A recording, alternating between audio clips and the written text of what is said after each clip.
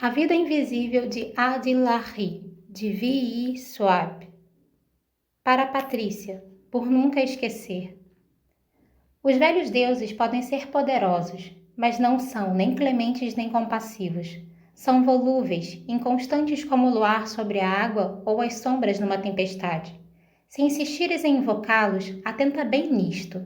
Tens de ter cuidado com o que pedires, prontificando-te a pagar o preço. E por mais desesperada ou atribulada que seja a situação, nunca rezes aos deuses que respondem depois de escurecer. Estelle Magri, 1642 a 1719. Vignon-sur-Sarthe, França, 29 de julho de 1714.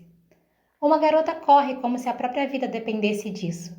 O ar de verão queima-lhe as costas, mas não há tochas nem multidões enfurecidas, somente os lampiões distantes da festa de casamento e o brilho avermelhado do sol que colide no horizonte, partindo e espalhando-se pelas colinas.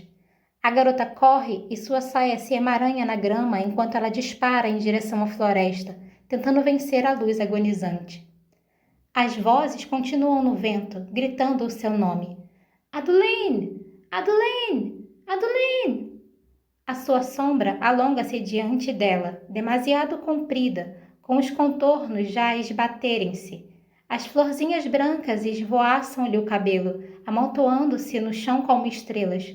Uma constelação deixa da sua passagem, quase como a que traz no rosto. 7 sardas, uma para cada amor que ela conheceria. Foi o que Estelle tinha dito quando a garota ainda era uma menina. Uma para cada vida que viveria, uma para cada Deus que a protegia. Agora aquelas 7 marcas debocham dela. Promessas, mentiras. Ela não conheceu nenhum amor, não viveu nenhuma vida, nunca encontrou um Deus e agora não tem mais tempo. Mas a garota não desacelera, não olha para trás, não quer ver a vida que está ali à espera, estática como um desenho, sólida como um túmulo. Ela apenas corre. Parte 1. Os deuses que atendem depois do anoitecer. Há uma ilustração logo em seguida e o texto abaixo diz o seguinte. Título da obra: Revenir. Artista: Arlo Miré. Data: 1721 a 22 d.C. Suporte: madeira de freixo, mármore. Origem: cedido pelo Musée d'Orsay. Descrição: uma série escultural de 5 pássaros de madeira em posições variadas e fases de pré-voo, montadas numa base estreita de mármore. Contexto: autobiógrafo zeloso, Miré escreveu diários que permitem um olhar sobre a mente e os métodos do artista.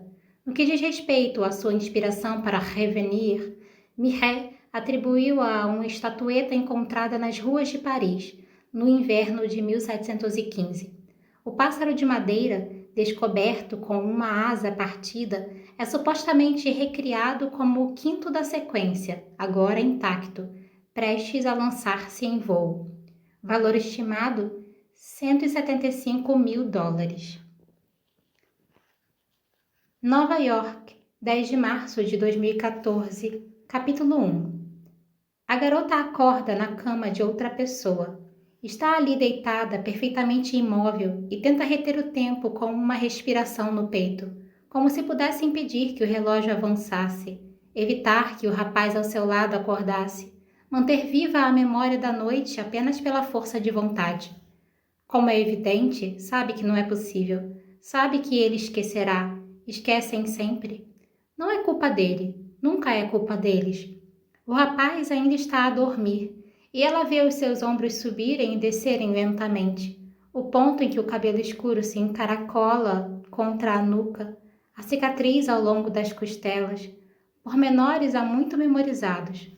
O seu nome é Toby. Na noite passada, ela disse a ele que se chamava Jess. Mentiu, mas só porque não pode dizer o seu nome verdadeiro. Um dos pequenos e cruéis detalhes escondidos na grama, como urtigas, farpas ocultas feitas para ferir. O que é uma pessoa, senão as marcas que deixa para trás? Ela aprendeu a caminhar entre os espinhos, mas não consegue evitar alguns cortes, uma lembrança, uma fotografia, um nome. No mês passado ela foi Claire, Zoe e Michelle. Mas 2 dias atrás, quando se chamava Ellie, e os dois estavam fechando uma lanchonete tarde da noite, depois de um dos shows dele, Toby disse que estava apaixonado por uma garota chamada Jess, só não a tinha conhecido ainda. Então, hoje ela é Jess. Toby começa a despertar e ela sente aquela velha conhecida dor no peito, enquanto ele se espreguiça e vira o corpo em sua direção, mas não acorda, ainda. Seu rosto está a poucos centímetros do dela, com os lábios entreabertos, em meio ao sono. Cachos castanho escuros encobrindo os olhos e os cílios escuros sobre as bochechas pálidas. Uma vez, a escuridão provocou a garota enquanto caminhavam ao longo do Sena. Disse-lhe que ela tinha um tipo, insinuando que a maior parte dos homens que escolhia, e até algumas das mulheres, se pareciam bastante com ele. O mesmo cabelo escuro, os mesmos olhos argutos, os mesmos traços marcados, mas não era justo. Afinal de contas, a escuridão só tinha aquela aparência por causa dela. Tinha sido ela quem lhe dera forma, que escolhera como identificá-lo, o que enxergar. Você não se lembra? Ela perguntou a ele naquele momento, quando não era nada além de sombras e fumaça. Querida, disse ele no seu jeito suave e envolvente, eu era a própria noite. Agora é amanhã, noutra cidade, noutro país. A luz intensa do sol atravessa as cortinas e Toby volta a mexer-se, erguendo-se da superfície do sono. E a garota que era Jess, volta a reter a respiração enquanto tenta imaginar uma versão desse dia em que ele acorde e a veja e se lembre, em que sorria, acaricie o seu rosto e diga bom dia.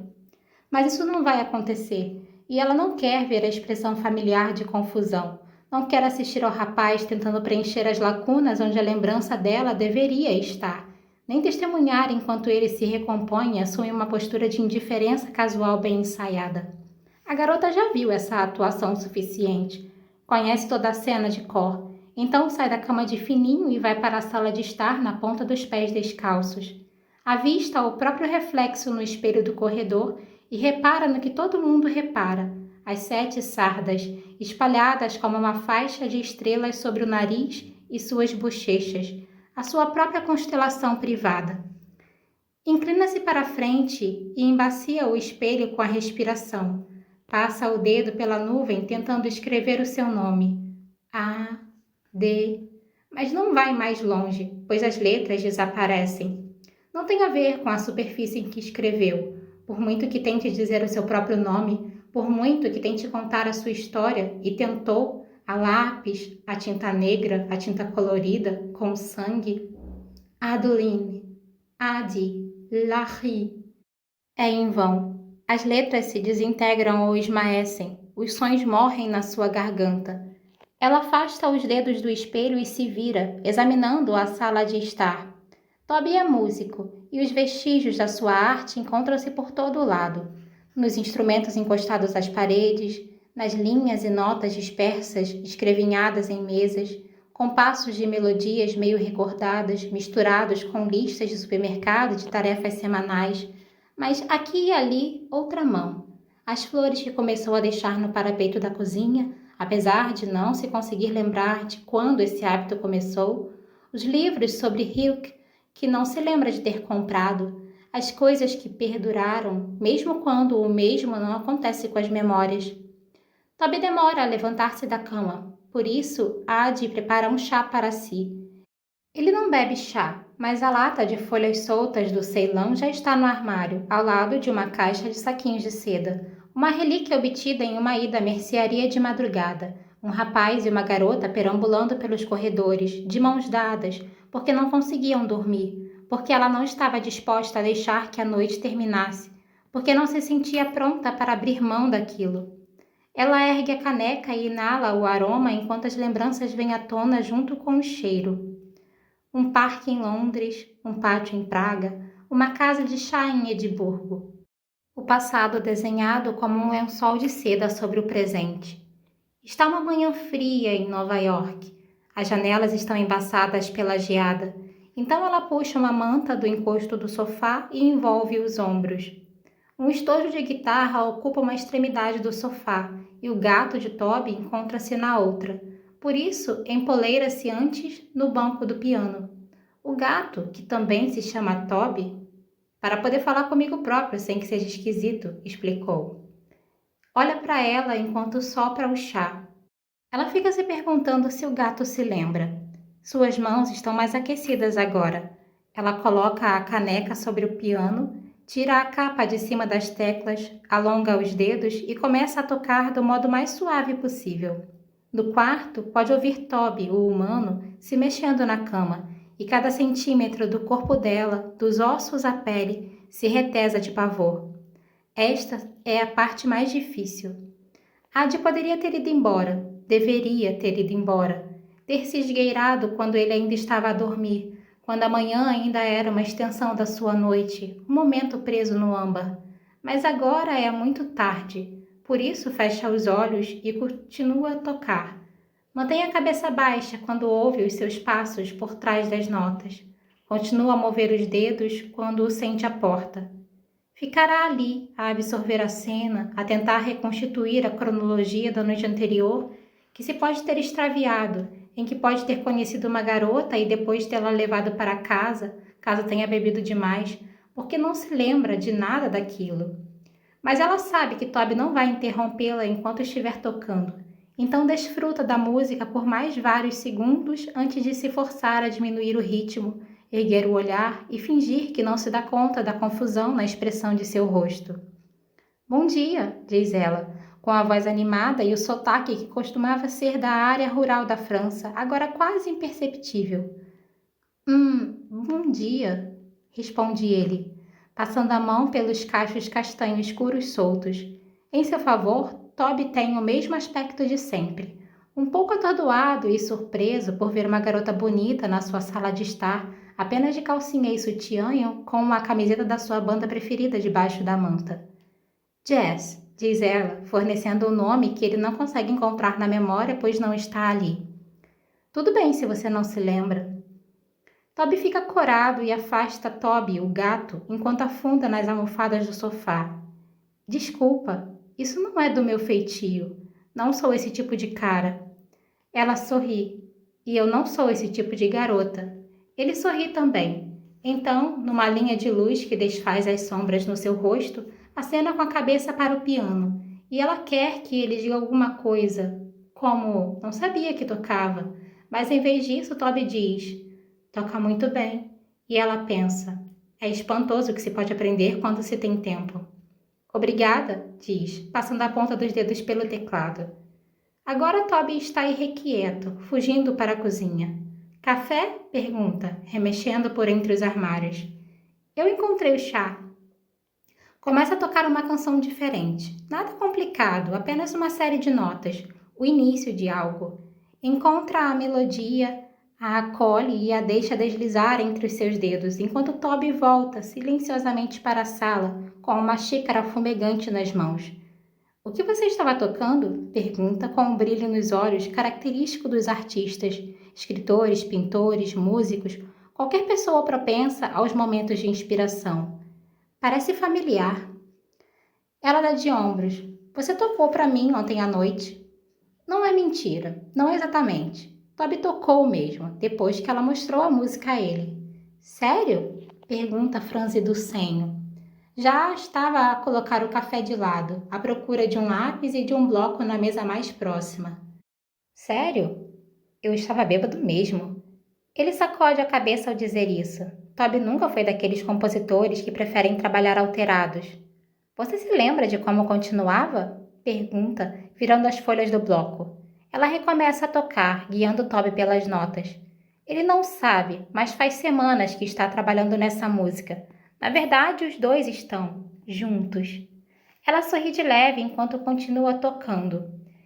E é esta a relva por entre as urtigas, um sítio seguro onde caminhar. Não pode deixar a sua marca, mas se tiver cuidado, pode oferecer a marca a outra pessoa. Nada de concreto, claro, mas a inspiração raramente o é. Agora Toby pegou na guitarra, equilibrou-a num dos joelhos e acompanhando-a, murmurando para si mesma. Isto é bom, isto é diferente, isto é alguma coisa. Ela para de tocar, levanta-se. Tenho que ir. A melodia se desfaz nas cordas enquanto Toby ergue o olhar. Quê? Mas eu nem conheço você. Exatamente, responde ela, indo em direção ao quarto para pegar suas roupas. Mas eu quero conhecer você, diz Toby, deixando o violão no chão e a seguindo pelo apartamento. E este é o momento em que nada parece justo, o único momento em que ela se sente a onda de frustração ameaçando arrebentar, porque ela passou semanas conhecendo o rapaz e ele passou horas se esquecendo dela. Calma aí, pede Toby. Ela odeia esta parte. Não devia ter ficado. Devia estar fora do seu campo de visão, assim como estava da sua mente. Mas há sempre uma esperança insistente de que dessa vez vai ser diferente, de que dessa vez eles vão se lembrar. Eu me lembro, diz a escuridão ao ouvido. Ela abana a cabeça, obrigando a voz a calar-se. Por que tanta pressa? Me deixa pelo menos preparar o café da manhã para você, diz Toby. Mas ela está cansada demais para jogar o mesmo jogo outra vez tão cedo. Então mente. Diz que tem algo para fazer e não se permite parar nem sequer por um instante. Porque, se parar, sabe que não vai ter forças para começar de novo e o ciclo vai se repetir. Só que dessa vez começando de manhã e não à noite. Mesmo assim, o fim não seria nem um pouco mais fácil. Então, já que tem de recomeçar o caso do zero, prefere que seja como uma paquera em um bar em vez da manhã seguinte, em uma noitada da qual apenas ele não se lembra. De qualquer jeito, nada disso vai importar daqui a pouco. Jess, espera, diz Toby pegando sua mão. Titubeia procurando as palavras certas, depois desiste e começa de novo. Eu tenho um show hoje à noite, no Alloway. Você devia ir, fica lá na... Ela sabe onde fica, óbvio. Foi lá onde eles se conheceram pela primeira, pela quinta e pela nona vez. E quando ela aceita o convite, ele abre um sorriso deslumbrante, como sempre. Promete? Pergunta ele. Prometo. Te vejo lá. Suas palavras estão cheias de esperança enquanto ela se vira e sai pela porta. A garota olha para trás e diz: Não se esqueça de mim nesse meio tempo. Um velho hábito, uma superstição, uma súplica. Toby balança a cabeça, como se fosse possível.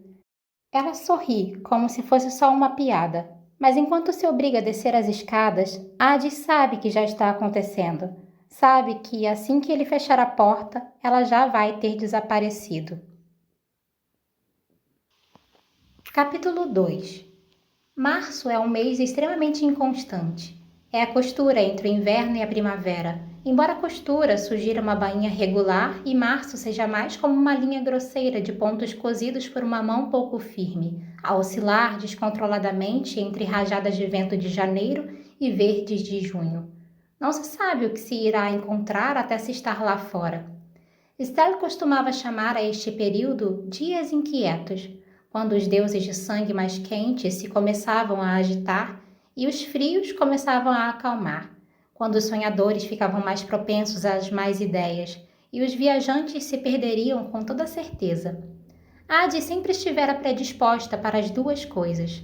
Na altura fazia sentido o fato de ter nascido a 10 de março, precisamente nessa costura regular, embora Adi não tenha vontade de festejar há muito tempo. Durante 23 anos, receara o marcador do tempo, o que significava que estava crescendo e ficando mais velha. E depois, durante séculos, um aniversário era algo bastante inútil, muito menos importante do que a noite em que renunciara à sua alma. Nessa data, uma morte e um renascimento haviam se combinado num só. Ainda assim, é o seu aniversário, e um aniversário merece um presente. Ela para em frente a uma loja de roupas e depara com seu reflexo fantasmagórico no vidro. Na vitrine ampla, um manequim posa, dando meio passo com a cabeça levemente inclinada para o lado, como se estivesse ouvindo uma canção só sua. O tronco comprido está coberto por um suéter de listras largas e um par de leggings brilhosas desaparece dentro de botas de cano alto que vai até a altura dos joelhos. Uma mão está erguida, com os dedos enganchados na gola da jaqueta pendurada sobre um ombro. Conforme examina o manequim, Adi se dá conta de que está imitando a pose, mudando a postura e inclinando a cabeça.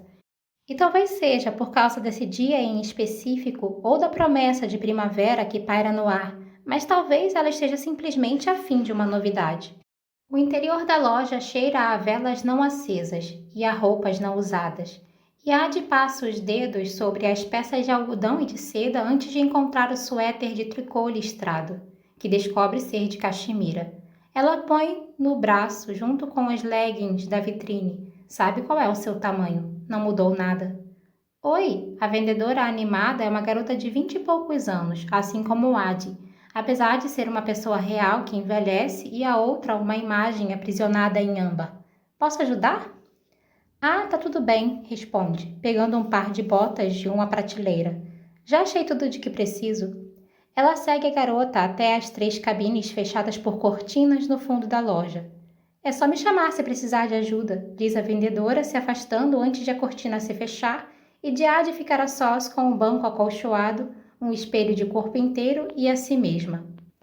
Descalça as botas, dando um pontapé no ar e contorce-se, despindo o casaco e atirando-o para cima do banco. Alguns trocados chacoalham no bolso ao aterrar no chão e algo cai, atinge o chão com um som abafado e rola pela cabine estreita, só parando quando chega ao rodapé. É um anel, um pequeno círculo talhado em madeira de freixo, um anel familiar, outrora amado, agora abominado. Adi encara o objeto por um instante. Seus dedos se contraem, traiçoeiros, mas ela não os estende para o anel, não o pega. Simplesmente dá as costas para o pequeno aro de madeira e continua se despindo. Veste o suéter, se contorce para entrar nas leggings e fecha o zíper das botas. O manequim era mais magro e mais alto, mas Adi gosta do caimento das peças no próprio corpo, do calor da caxemira, do peso das leggings, do acolhimento suave do forro das botas. Ela arranca as etiquetas de preço uma a uma, ignorando os zeros. Joyeux anniversaire, pensa, olhando para seu reflexo. Inclina a cabeça como se também ouvisse uma canção só sua, a personificação de uma mulher moderna de Manhattan, mesmo que o rosto no espelho não tenha mudado nada com o passar dos séculos.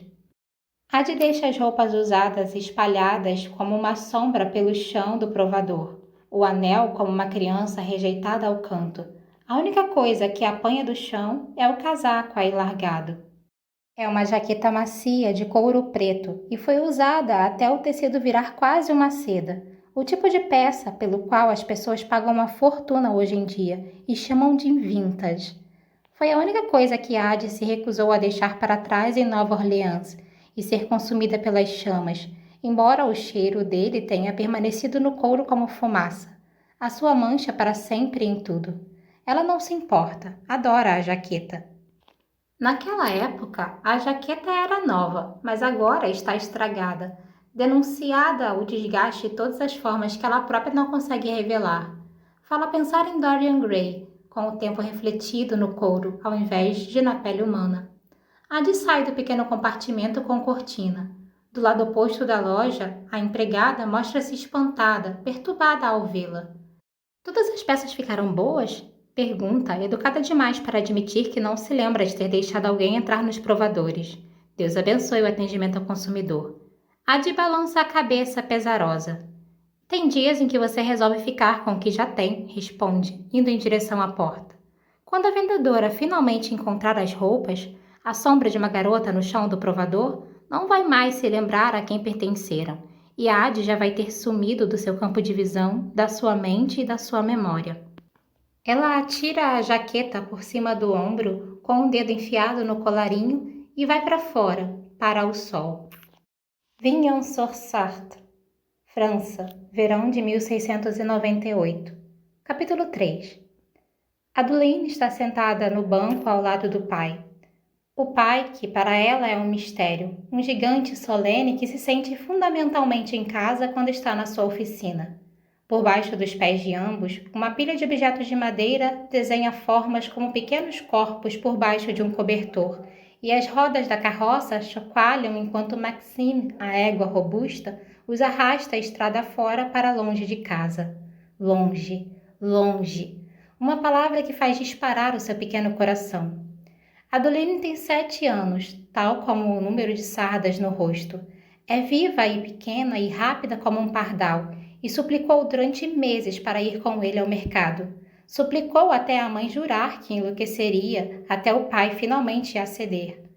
É marceneiro o pai, e 3 vezes por ano faz a viagem ao longo do Sarthe, até a cidade de Le Mans. E hoje ela vai com ele.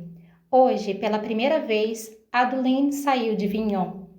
Ela se vira para olhar a mãe, que está de braços cruzados ao lado do velho teixo no final da trilha. Em seguida, a carroça faz uma curva e a sua mãe some de vista. Ela vai ficando para trás, assim como as casas e os campos, a igreja e as árvores, o Monsieur Berger revirando a terra e a Madame Terreau pendurando as roupas no varal, enquanto sua filha Isabelle, sentada na grama ali perto, trança uma coroa de flores, com a língua presa entre os dentes de tão concentrada. Quando Adeline contou à menina sobre a viagem, Isabelle simplesmente deu de ombros e disse: "Eu gosto daqui." Como se não fosse possível gostar de um lugar e querer ver outro.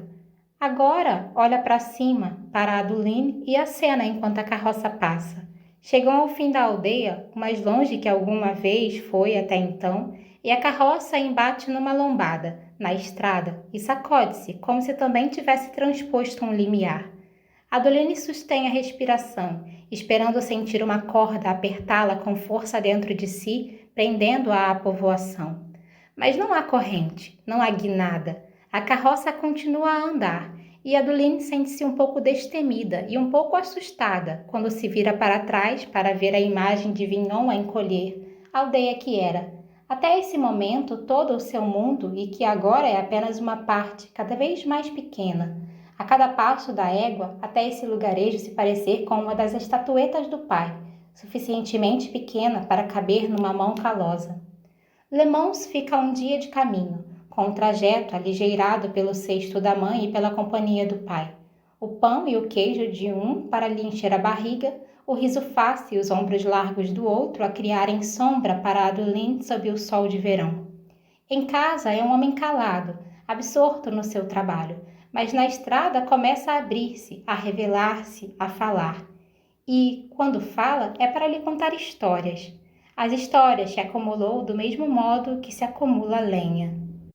Il était une fois, vai dizer, antes de adentrar histórias sobre palácios e reis, sobre ouro e luxo, sobre bailes de máscaras e cidades cheias de esplendor. Era uma vez, é assim que a história começa. Mais tarde ela não vai se lembrar das histórias em si, mas vai recordar a maneira como ele as contava. As palavras parecem lisas como os seixos de um rio, e ela se pergunta se ele ensaia essas histórias quando está sozinho, se continua de onde parou, falando com Maxime desse jeito suave e gentil. Ela pergunta se o pai conta histórias para a madeira enquanto a entalha, ou se são só para ela. Adeline gostaria de escrevê-las. Mais tarde, o pai vai ensiná-la a escrever. A mãe terá um ataque quando descobrir e vai acusá-lo de lhe dar outro pretexto para não fazer nada, para desperdiçar as horas do dia, mas mesmo assim, Adeline irá esgueirar-se para a oficina e ele vai deixá-la sentar-se ali, a treinar a escrita do nome na poeira fina que parece cobrir sempre o chão daquele espaço. Mas hoje pode apenas ouvir. O campo passa em torno de ambos, uma imagem atropelada de um mundo que já conhece. Os campos são campos, tal como os seus, as árvores dispostas aproximadamente pela mesma ordem. E quando chegam de fato a uma aldeia, trata-se de um reflexo chapado de Vignon. E Adeline começa a perguntar-se se o mundo lá fora era tão chato como o seu. E então as muralhas de Le Mans surgem no horizonte. Picos de rochedos se elevam ao longe, formando uma coluna de vários padrões diferentes ao longo das colinas. É 100 vezes maior que Vignon, ou pelo menos é assim que ficou na sua memória. E Adeline prende a respiração enquanto eles atravessam os portões e entram na cidade murada. Adiante há um labirinto de ruas abarrotadas de gente. Seu pai guia a carroça entre as casas espremidas umas contra as outras como pedras, até que o caminho estreito se abre para uma praça. É claro que em Vignon também existe uma praça, mas não é maior do que o seu próprio quintal. Esta é um espaço gigantesco, com o chão escondido sob tantos pés e carroças e barracas. E enquanto o pai conduz Maxime até parar a carroça, Adeline fica no banquinho a admirar o mercado. O cheiro intenso de pão e açúcar no ar e pessoas, pessoas, para onde quer que olhe. Nunca viu tantas, mais ainda pessoas que não conhece. Formam um mar de estranhos, rostos desconhecidos em roupas desconhecidas, com vozes desconhecidas, a gritarem palavras desconhecidas. É como se as portas do seu mundo tivessem sido abertas de par em par, com muitas divisões a serem acrescentadas a uma casa que pensava ser familiar. O pai encosta-se à carroça e fala com quem quer que se passe por eles. E ao mesmo tempo as suas mãos percorrem um bloco de madeira, com uma faca pequena aninhada numa das palmas. Racha pela superfície com a vontade firme de alguém a descascar uma maçã, com as lascas a caírem-lhe por entre os dedos. Adeline sempre gostou de ver o pai trabalhar, de ver as figuras ganharem forma, como se sempre ali tivessem estado, mas escondidas, caroços no centro de um pêssego. As peças do pai são lindas, a madeira é lisa e as peças delicadas, contrastando com suas mãos ásperas e seu aspecto enorme. E em meio às tigelas e xícaras, enfiados entre as ferramentas, há brinquedos à venda e estatuetas de madeira tão pequenas quanto roscas de pão. Um cavalo, um menino, uma casa e um pássaro. Adeline cresceu rodeada por esse tipo de quinquilharia, mas sua preferida não tem a forma de um animal nem de um humano, mas de um anel. Ela o usa pendurado em um cordão de couro ao redor do pescoço. É um aro delicado, feito com uma madeira acinzentada e lisa com uma pedra polida. Ele o esculpiu quando ela nasceu. Foi feito para a garota que ela se tornaria um dia. E Adeline o usa como um talismã, um amuleto, uma chave. Ela toca o anel de vez em quando, roçando o polegar pela superfície do mesmo modo que a sua mãe como o rosário. Agora, ela se agarra a ele, uma âncora na tempestade, enquanto se empoleira na parte de trás da carroça e observa tudo. Desta perspectiva, é quase suficientemente alta para ver os edifícios que ficam adiante. Alonga-se nas pontas dos pés, perguntando-se onde chegarão, até que um cavalo próximo lhe sacode a carroça ao passar e ela quase cai. A mão do pai fecha-se em torno do seu braço, puxando-a de volta à segurança da sua proximidade. Ao fim do dia, as peças de madeira desaparecem, e o pai de Adeline dá-lhe uma moeda de cobre e diz que pode comprar algo de que goste. Ela anda de banca em banca, observando os pastéis e os bolos, os chapéus e os vestidos, e também as bonecas, mas acaba por se decidir por um caderno, com folhas de papel suave e costura de cera. É a brancura do papel que a deixa entusiasmada, a ideia de que poderá preencher o espaço com tudo que quiser. Não tinha dinheiro para pagar os lápis que vinham junto com ele, mas o pai usa uma segunda moeda para comprar um feixe de pauzinhos pretos e explica que são de carvão. Mostra-lhe como encostar a ponta escura no papel, esbarrotar a linha para transformar os contornos definidos em sombra. Com alguns gestos rápidos, desenha um pássaro no canto da página e ela passa a próxima hora copiando as linhas, muito mais interessantes do que as letras que ele escreveu por baixo. O pai arruma as coisas na carroça, enquanto o dia dá lugar ao crepúsculo. Passaram a noite numa estalagem local, e pela primeira vez na vida, Adeline dormirá numa cama diferente e ficará atenta a sons e cheiros estranhos, e haverá um momento, tão breve quanto um bocejo, em que não saberá onde está, e o seu coração baterá mais depressa, primeiro de medo e depois de outra coisa, algo para o qual ainda não tem palavras. E quando tiverem regressado à casa, Avignon já será uma versão diferente de si. Um quarto com as janelas escancaradas, ansioso por deixar entrar o ar fresco, a luz do sol, a primavera.